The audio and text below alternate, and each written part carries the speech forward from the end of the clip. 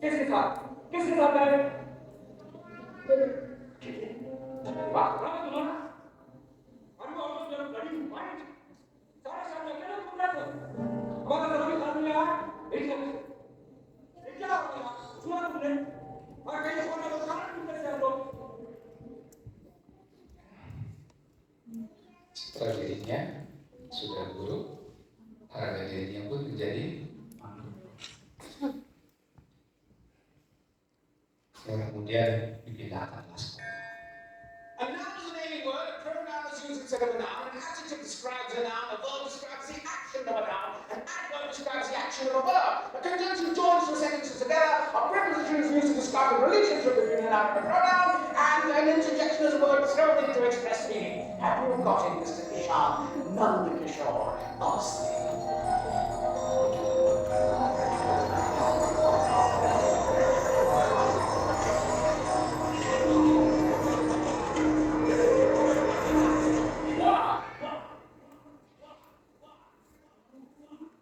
Why can't you?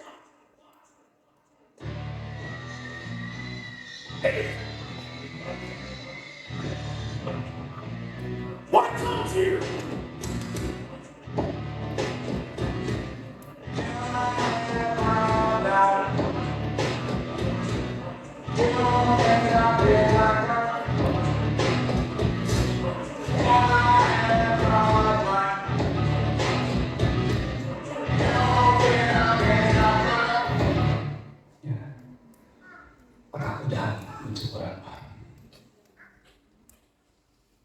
Diri idealnya menjadi terpuruk. Dia nggak tahu lagi dia mau jadi apa nanti ke depan. Tidak ada gambaran ke depan. Citra diri buruk, harga dirinya ambruk, diri idealnya terpuruk, maka itu disebut dengan konsep diri yang negatif.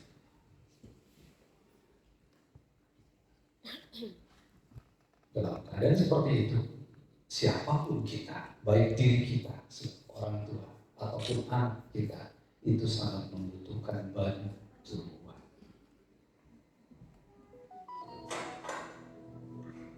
जी नमस्ते, मेरा नाम राम शंकर निकुम है। मैं न्यू ईरा स्कूल पंचकुला में पढ़ता हूँ।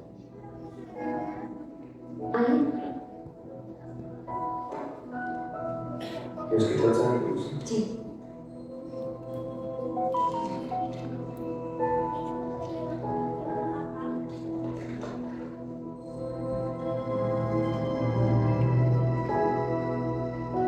ये किसका गाना है? ईशान ईशान बेटी है। हाँ उसको पीने का बहुत शौक है। कभी काटे जैसे दादी नानी, कभी चलते जैसे मम्मम पानी, कभी बन जाए बोले सवालों की छड़ी, सन्नाटे में हंसी के जैसे, सुने होठों पे खुशी के जैसे, ये तो नूर है घर से करते किस्मत को बड़ी, जैसे झील में बहता है चंदा, जैसे पेड़ में अपने का कंधा, जैसे मन मौजूद किया जागरूका कुछ करे, जैसे बैठे बैठे मीठे से छुपी, जैसे प्यार की धीमी सी धमकी, जैसे कानों में सरगम हरदम बजती रहे।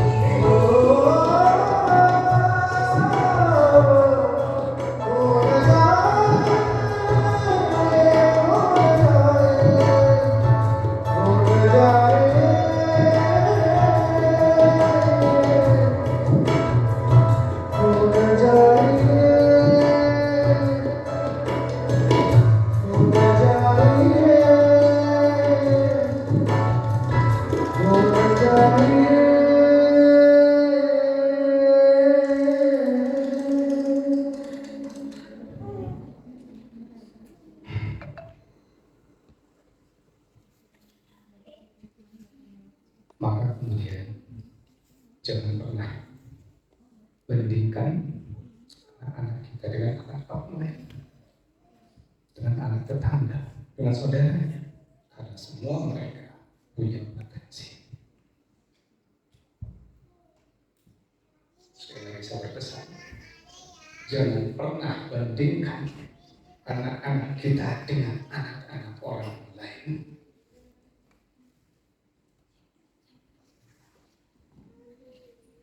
Karena mereka semua cerdas pada bidangnya masing-masing.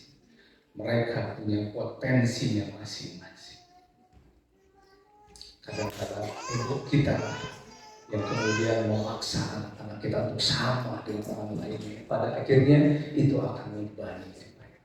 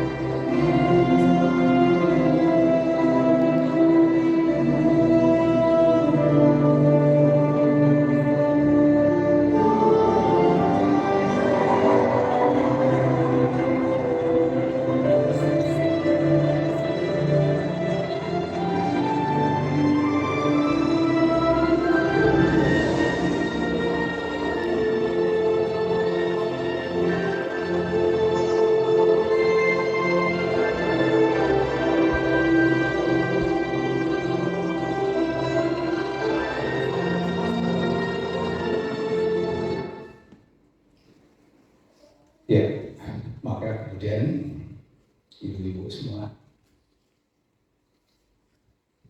konsep diri positif itu bisa tumbuh kembali. Tidak ada kata terlambat bagi kita untuk menumbuhkan konsep diri positif anak-anak kita kembali. Sehingga kemudian dia akan menjadi pemenang sesuai dengan kapasitas, bidang, dan potensinya masing-masing. Baik.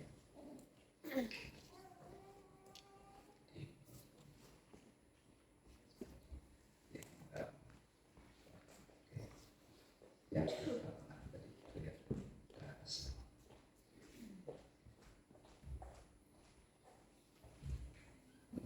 Terus ke atas. Ya.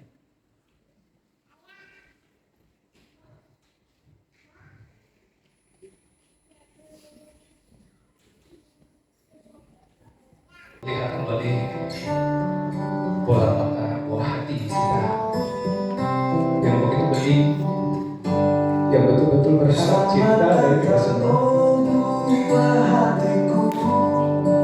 Kau terbitkan cahaya hidupku. Di sini aku menjagamu. Nilaimu lebih dari nyawaku. Kau hadirkan ke dunia, berikan senyum dan juga tangismu. Kecintaan yang tak berdosa.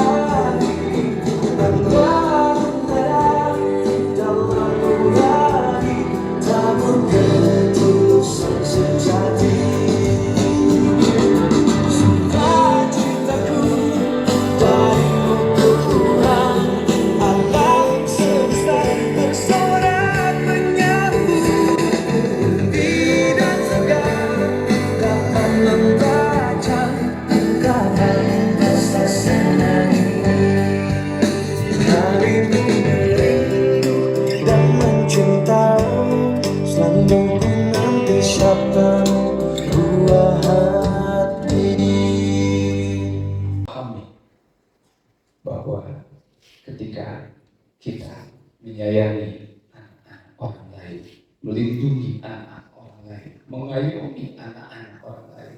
Itu sejatinya adalah kita pun melindungi, mengayomi, dan menyayangi anak-anak kita. Mari mulai tancapkan di dalam diri kita untuk menjalankan pesan yang diamalkan Rasulullah, khairun nas anfa'uhum linnas, bahwa sebaik-baik manusia adalah yang paling banyak memberikan manfaat untuk sesamanya. Tidak hanya pada anak kita, tetapi juga pada anak-anak di sekitar kita. Itu saja dulu Ibu semua. Assalamualaikum warahmatullahi wabarakatuh.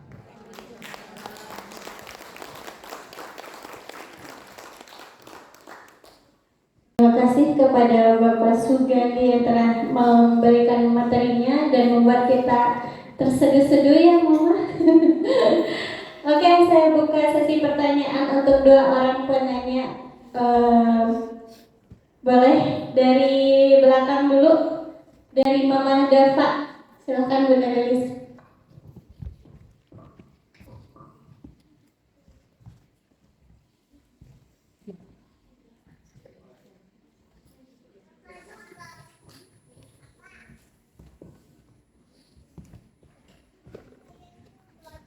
Bismillahirrahmanirrahim. Assalamualaikum warahmatullahi wabarakatuh. Dari materi awal yang tadi sudah dipresentasikan oleh Bapak, semua materinya, semua slide per slide-nya itu seolah-olah menggambarkan perasaan seorang ibu gitu ya, apa yang dialami oleh seorang ibu. Dan tadi pada slide yang pertama itu ada pertanyaan, apa yang terjadi bila seorang ibu tidak berupaya merawat kesehatan mentalnya gitu. Ya apa namanya tuh, kan untuk mendidik dan merawat anak itu butuh juga sosok seorang ayah yang ikut berperan untuk mendidik anak tersebut. Lalu bagaimana jika dari slide chemistry tadi itu tidak ditemukannya kesinkronan gitu antara ayah dan ibunya gitu, sehingga berdampak pada anak gitu. Bagaimana seorang ibu teh agar tetap bisa menjaga mentalnya, walaupun ya kadang si bapak itu kadang kurang paham gitu ya terhadap si ibu ini teh pengennya gimana gitu. Kadang-kadang mungkin egois, entah harus bagaimana gitu. Akhirnya ya benar kayak slide yang tadi mengatakan bahwa ya udah akhirnya ngalah aja gitu. Akhirnya dalam mendidik anak itu kadang ibunya pengen kayak gini, bapaknya pengen kayak gitu. Jadi tidak adanya sinkronisasi antara ayah ini. Bagaimana seorang ibu tersebut harus tetap menjaga mental health-nya gitu. Ya mungkin itu saja. Terima kasih. Ya, mensinkronkan antara pendapat istri dan suami itu memang butuh suatu proses. Dialog itu adalah suatu keniscayaan. Tadi ya seperti tadi, misalkan beliefnya adalah istri adalah pelayan bagi suami, suami adalah pemimpin, pemimpin diartikan sebagai otoriter bukan pengayom. Nah itu kan harus didiskusikan. Nah, kita punya standar kita adalah Al-Quran dan Sunnah Rasul. Tapi memang tidak mudah membalikkan telapak tangan ya teh ya, seperti itu gitu kan ya. Toh ternyata pada akhirnya ketika kita sudah punya standar pun, ini seringkali masih terjadi suatu hal yang egonya masing-masing yang berbicara. Ini ada tugas bapak atau nafkah kan nafkah udah ini semuanya gitu kan ya, seperti itu gitu kan ya. Tugas ibu yang membimbing anak teh kudu lagi anak sakit, pulang kerja lihat anak sakit disalahin, bisa kering. Cenderung teh kesal teh, saya kemana? Anak kemudian dengar, oke. Pertanyaannya adalah dalam situasi-situasi seperti itu, bagaimana seorang istri bisa betul-betul dia menjaga kesehatan? Ya, yang pertama adalah pahami bahwa ya, suatu hal itu tidak akan bisa terjadi secara instan. Ya, termasuk perubahan sifat pada pasangan kita. Yang kedua, kita tidak bisa mengatur angin, tapi kita punya layar yang bisa kita atur. Ibu siapa namanya? Mama Syafiq. Oke. Mama Syafiq mau berlayar dari Pulau A yang ada di timur ke Pulau B yang ada di barat. Mau nyampe ke sana. Tujuannya Pulau B ya, Mama Syafiq yang di barat. Dari timur. Terus kemudian naiklah pelan layar. Enaknya angin dari mana, Mama Syafiq? Dari timur kan, ke Leyeng, aduh enak. Baru 2 kilometer perjalanan, angin tiba-tiba berhembus dari utara. Itu kumaha itu dari utara, udah yang kabaran. Ngomel. Kumaha orang itu jadi ke selatan ya. Padahal orang kadinya ini menjadikan dia. Saat kita lagi ngomel seperti itu, ternyata angin dari selatan lagi. Hidup berbalik dari orang tadi. Balik lagi kita ke sini. Sambil ngomel kemudian angin berhembus dari barat. Angin beti barat jadi orang balik dari atau kali. Tapi beti atau ke pulau yang di barat.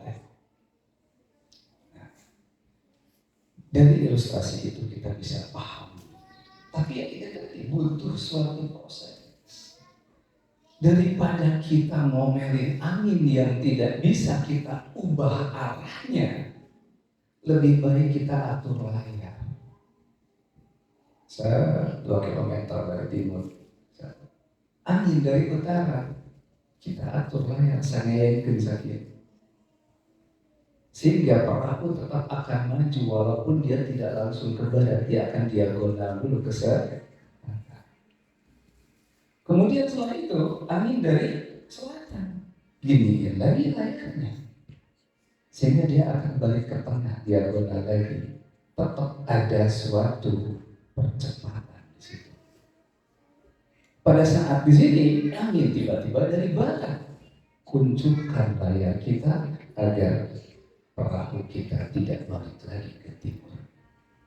Suatu saat akan ada masanya angin bertiup kembali dari timur, kembangkan lagi layar.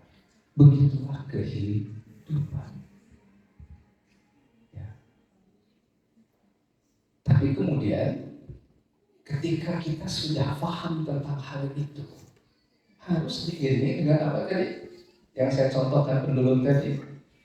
Ikhtiar, doa, ikhtiar dan dilandasi ke pasangan. Dia harus tetap dilakukan. Itu salah kita. Ya omongan 77 kali apa lagi soal ambil. Nggak begitu konsep. Karena kita tidak pernah tahu omongan kita yang mana, yang kemudian pada situasi yang pas bisa masuk ke dalam pikiran bawah sadarnya, menyentuh perasaannya, dan kemudian dia akan sinkron dengan logika. Kita tidak akan pernah tahu doa kita yang mana yang kemudian itu akan diijabah oleh Allah. Nah, sehingga saya ingin kasih satu resep nih. Karena seringkali ketika kita berdoa itu, kita yang menegasikan doa kita sendiri. Tadi contoh, ya Allah, ubahlah sikap pasangan saya. Ya Allah, cinta hati ya Allah. Di dia apa tadi? Penyakit itu semua aja kan? Gitu, ya, seperti itu. Nah, apa yang muncul dari sini? Itu muatan-muatan emosi masih tertahan di sini. yang masih terperangkap dalam sistem psikis. Maka kemudian yang harus dilakukan adalah sebelum berdoa seperti itu, curhatkan dulu kekehelnya kepada Allah. Ya Allah, saya bisa sama pasangan saya kesal sekali, saya sangat sakit hati sekali. Pokoknya saya ambruk ya Allah, pokoknya saya udah sangat luar biasa sekali, ini nyeri kemana ya Allah. Keluar, nangis. Pada saat itu uap sudah terkeluarkan, sehingga ketika nanti kita berdoa, ya Allah, ubahlah sikapnya menjadi sikap yang baik.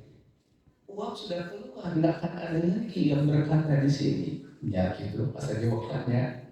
Gitu. Dan kita seringkali salah. Curhat ke teman-teman kita, minta Allah. Curhatkan juga kepada Allah. Baru minta, sehingga uapnya keluar. Nah, kalau kita langsung minta, tidak dicurhatkan dulu kepada Allah, kadang kita kecewa kita, marah kita, sakit hati kita kepada seseorang, tidak kita curhatkan dulu, tidak kita keluarkan dulu. Maka kemudian kita ujung-ujung berdoa, ini kan masih tertahan rasa kesal, kecewa, sakit hati, marah, benci. Itulah yang akan berbisik. Hese jika dinegasikan oleh perkataan kita sendiri. Maka rumus dalam berdoa, ketika kita mendoakan orang lain, kalau di situ ada muatan-muatan emosi negatif, keluarkan dulu, curhatkan dulu, baru berbicara tentang harapan. Ya. Jadi rumusnya bukan doa nges. Ikhtiar atas kata pasrah dan remah-remah dan aja bukan. Ya. Yang harus dilakukan adalah berdoa, berikhtiar, landasi dengan kepas, sehingga tidak selesai terus begitu. Ya tentunya tidak semudah membalikan telapak tangan, perlu upaya, perlu secara pelan-pelan. Tadi, rilis dulu deh emosinya, curhatkan dulu deh, baru kita berbicara.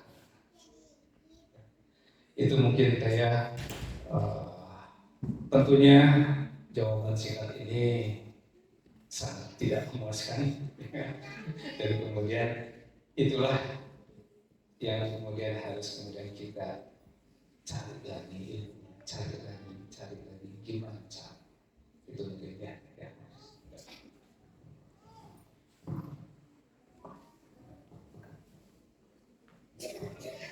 Baik, terima kasih atas jawabannya. Semoga bisa mewakili Mama. Untuk selanjutnya saya buka lagi satu sesi penanya. Silakan. Boleh Mama Pauline. Saya Intan. Saya di sini langsung aja ke pertanyaannya, mempersingkat waktu.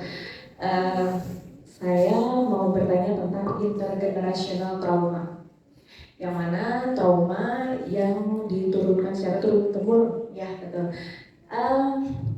Bagaimana caranya memutus rantaikan intergenerational trauma tersebut apabila kita sudah ada di dalam circle itu, Pak? Ya, segitu aja. Terima kasih.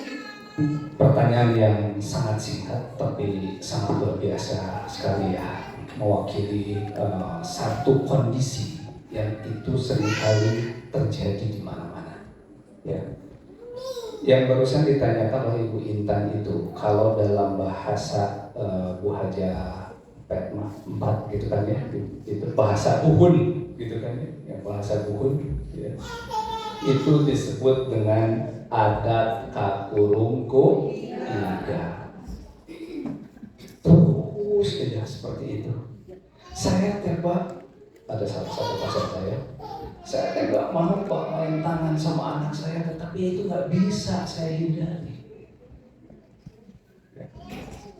Setelah ditelusuri dia punya trauma, bapaknya juga sama begitu seperti itu, sehingga kemudian menjadi lingkaran setan pada akhirnya. Hal ini terjadi karena apa yang ada di dalam pikiran bawah sadarnya itu mendorong dia secara otomatis untuk melakukan hal tersebut. sebagai defensive mode, ya. Mode defensif. Artinya apa? Artinya adalah seseorang akan melakukan self defense, ya, mekanisme defensif terhadap diri sendiri secara berlebihan. Kemudian ketika seseorang yang terancam dan kemudian itu mencederainya, ini pikiran bawah sadar kita itu seperti anak kecil, ya. Jadi kalau kita berbicara tentang pikiran sadar kita itu mewakili orang dewasa. Saya usia 50. Pikiran sadar saya bertumbuh dan berkembang sesuai dengan usia saya. Matang. Usia ibu-ibu di sini rata-rata berapa? 30 tahun. Ya. Ada yang 17 ada. Itu pikiran sadar itu berkembang sesuai dengan umurnya. Tapi pikiran bawah sadar kita, semua kita itu mentok di usia 8 tahun. Sehingga cara kerja pikiran bawah sadar kita itu sangat simpel. Gimana caranya melindungi diri kita itu dengan cara yang sangat simpel. Yang kemudian pada akhirnya tercipta tadi. Apa yang dilakukan oleh kakek nenek orang tuanya itu secara otomatis pada akhirnya muncul dari pikiran bawah sadarnya, karena satu, dia berpikir sangat simpel untuk menjalankan auto defensive mechanism. Saya dulu sama orang tua saya diginiin, nah, sekarang saya nggak mau lagi, saya punya anak. Ini bukan tadi pikiran sadarnya mau betul-betul logis, nggak mau gitu. Tetapi ada dorongan dari pikiran bawah sadar. Yang harus lakukan adalah melepaskan muatan emosi terhadap orang yang pernah menyakiti kita itu. Ya. Rilis emosi dulu. Tepat pada akhirnya adalah ujungnya adalah forgiveness terapi memaafkan. Ya. Kalau kita berbicara tentang maaf satu orang saja, saya mau buat satu orang depan, akan bisa saya, nah, biar cepat. Ya. Ini saya berikan ilustrasi sederhana. Kan saya orang Marwah mulai sih panggilannya. Kang Marwah saya zolimi. Ketika saya zolimi Kang Marwah, apa yang dirasakan? Sakit hati. Tangannya seperti ini. Satu aja. Sakit hati. Apa lagi? Rasanya ada kecewa. Kecewa. Apa lagi? Sedih. Marah. Sangat berat. Oke. Berat. Ya. Karena dia menyimpan apa tadi? Marah, kecewa, sakit hati. Berarti gimana caranya biar tak berat? Marahnya dilepas, kecewanya dilepas, sakitnya dilepas. Artinya, Kang Marwah harus melepaskan muatan emosi itu, atau dengan bahasa lain memaafkan. Kata Kang Marwah, maafkan. Ya,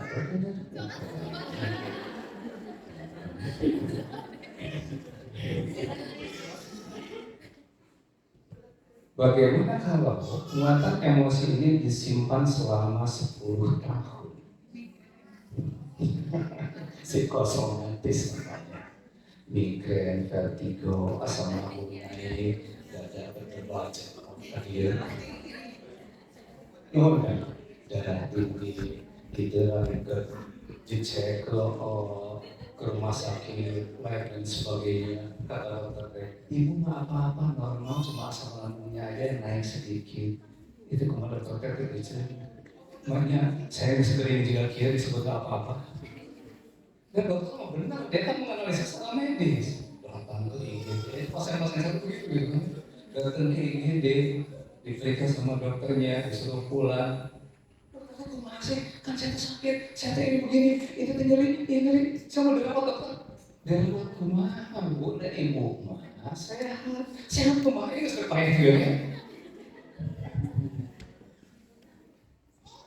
Nah, kembali pertanyaan tadi, bagaimana cara memutusnya?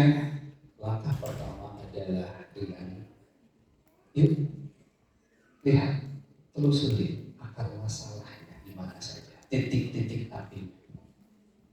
Dan kemudian setelah itu kita berupaya untuk menghalau asapnya. Kalau saya seperti kan beginilah, kan gini ya. Ini ada gelas, wadah, terus kemudian di dalamnya ada air.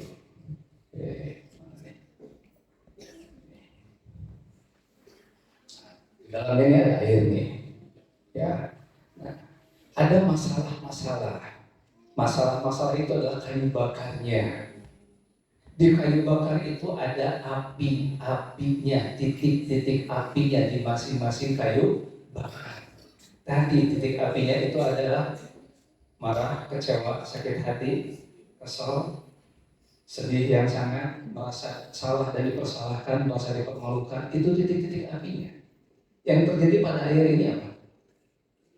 Mendidih. Saat dia mendidih mengeluarkan apa? Uap. Tidak terkeluarkan, tidak terdialogkan, ya seperti ini. Tertutup. Maka pada akhirnya di sini akan penuh dengan tekanan. Saat ini penuh dengan tekanan, yang terjadi apa? Yang terjadi adalah ini retak dulu nih. Yang retak itu asam lambung naik, kelengan, ya dada berdebar. Nah, ditambah lagi sekarang kalau dada berdebar langsung ya ini salah satu penyumbang NCT terbesar itu adalah HP ibu-ibu semua. Ya, gejala sakit jantung, pinggang celotong itu, gejala sakit ginjal, retakan itu, ya, dicedukan, ya. Hingga kemudian akhirnya ini tidak kunjung dilepaskan, akhirnya tadi meledak. Meledaknya itu tadi. Kalau misalkan kasus-kasus tertentu ya, kasus traumatik yang berulang turun-temurun itu, nah itu adalah ledakan-ledakan itu begitu ya. Ya, maka langkah awalnya adalah satu, telusuri titik-titik apinya apa, buka ini secara perlahan, kemudian mulai padamkan titik-titik apinya itu. Yang mudah-mudahan dari kesempatan kita bisa ngobrol lagi ya, nanti ada cara memadamkannya itu gimana sih gitu, kayaknya itu paling itu dia tiup kurung deh gitu kan, kayaknya seperti itu ya. Nah, jadi proses traumatik yang berulang turun-temurun seperti itu desakan dari dalam pikiran bawah sadar berupa uap-uap emosi yang masih terperangkap dan titik akar masalah yang belum terpahami dengan baik, tertelusuri dengan baik sehingga belum bisa terpadamkan dengan baik di kedalaman pikiran bawah sadarnya itu. Ya, seperti itu. Memutus mata rantainya adalah dengan cara dari diri kita sekarang. Dan kalau misalkan kita nih yang berperan memutus mata rantainya, ya siap-siap untuk berarti itu ada pengorbanan yang harus kita lakukan. Tidak, saya tidak ingin generasi setelah saya, anak-anak saya, cucu-cucu saya itu mewariskan ada pakurungku. Iya. Itu satu. Yang kedua itu karena kebiasaan. Ya. Bagaimana kemudian astagfirullahaladzim itu bukan meminta ampunan pada Allah, tetapi kita sebutkan astagfirullahaladzim sambil irit budak. Astagfirullahaladzim. Dan itu refleks. Nah itu pun termasuk umat turun-temurun seperti itu. Ya. Nah kemudian harus terpahami, tersadari betul. Oh begini cara kerja pikiran. Ya, sehingga ketika kita paham tentang cara kerja pikiran kita mulai bisa melihat dari atas. Kita mulai bisa mengamati diri kita sendiri. Dan kemudian nanti efeknya adalah kitalah yang harus menjadi pemutus mata rantai trauma yang turun-temurun tersebut. Itu mungkin ya jawaban singkat saya ya, Ridwan ya. Itu dulu. Assalamualaikum warahmatullahi wabarakatuh. Terima kasih kepada Bapak yang telah menjawab pertanyaan dari Mama Pauline. Semoga bisa membantu ya. Intinya mungkin kita harus lupakan dan maafkan. Begitu. Ada sedikit cerita dari ibu-ibu PMG untuk Bapak pemateri kita yang sangat luar biasa pada siang hari ini, yang akan diserahkan oleh Ibu Kepala TK Al-Wasilah, yaitu Bunda Yeni Diani SPD FTG.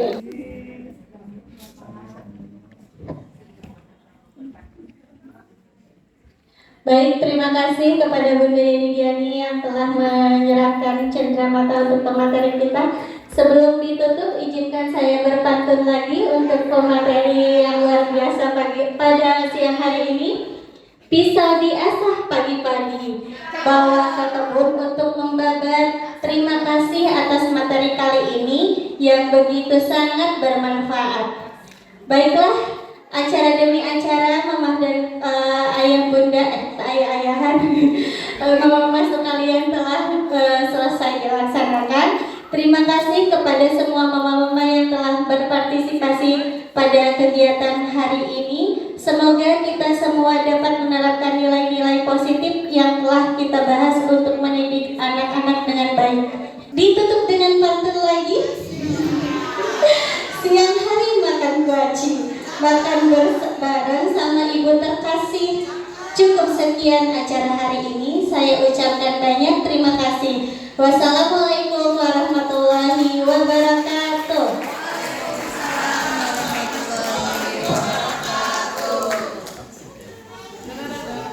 Baik, terima kasih buat Bunda Ulan yang sudah membantu membersamai kita dari awal sampai akhir dengan lancar dan sukses.